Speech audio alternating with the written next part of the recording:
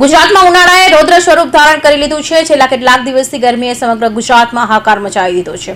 આકાશમાંથી આગની જ્વાળાઓ વરસી રહી છે, ત્યારે આસમાનમાં ગરમીને કારણે લોકો ત્રાહિમામ પોકારી ગયા છે। ગુજરાતમાં ગરમી 45 ડિગ્રીએ પહોંચી ગઈ છે। આગામી 5 દિવસ માટે હવામાન વિભાગ એલર્ટ જાહેર કર્યું છે, સાથે કામ વગર બહાર ન નીકળવાની સલાહ પણ આપી છે। ત્યારે ગુજરાત ફેડરેશન ઓફ એકેડેમી એસોસિએશને 5 દિવસ શૈક્ષણિક સંસ્થાઓમાં બપોરે 12 થી 4 શૈક્ષણિક કાર્ય બંધ રાખવાનો નિર્ણય લીધો છે। ફેડરેશન ઓફ એકેડેમિક એસોસિએશન ગુજરાતના પ્રમુખ હેમાંગ રાવલે જણાવ્યું હતું કે સમગ્ર ગુજરાતની શૈક્ષણિક સંસ્થાઓ અહેમદાબાદ, સુરત, વડોદરા, ભાવનગર, રાજકોટ, જૂનાગઢ, જામનગર સહિતના મહાનગરો તમામ જિલ્લા અને તાલુકાઓમાં આ સંસ્થાના સદસ્યો છે।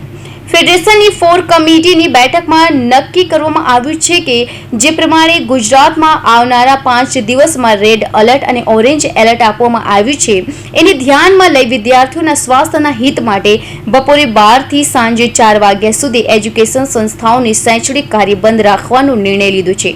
ફેડરેશનની કમિટીની કોર કમિટીની બેઠકમાં નક્કી કરવામાં આવ્યું છે કે જે પ્રમાણે ગુજરાતમાં રેડ એલર્ટ અને ઓરેન્જ એલર્ટ આવનારા 5 દિવસોની અંદર થવામાં આવનાર છે, ત્યારે ગરમીના પ્રકોપના કારણે સમગ્ર ગુજરાતની અંદર વિદ્યાર્થીઓના સ્વાસ્થ્યના હિતલક્ષી નિર્ણય લઈને બપોરે 12 થી 4 એ એજ્યુકેશન સંસ્થાઓનું શૈક્ષણિક કાર્ય બંધ રાખવાનો નિર્ણય લીધેલ છે।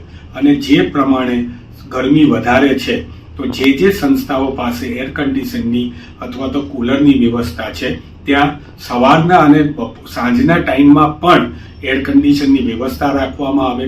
ગરમી માટે જો કોઈ વિદ્યાર્થીને તકલીફ થઈ હોય તો લીંબુ પાણીથી માંડીને ઇલેક્ટ્રોન પાવડરથી માંડીને SOSની મેડિકલ કિટની પણ વ્યવસ્થા ઉપલબ્ધ કરાવવામાં આવશે।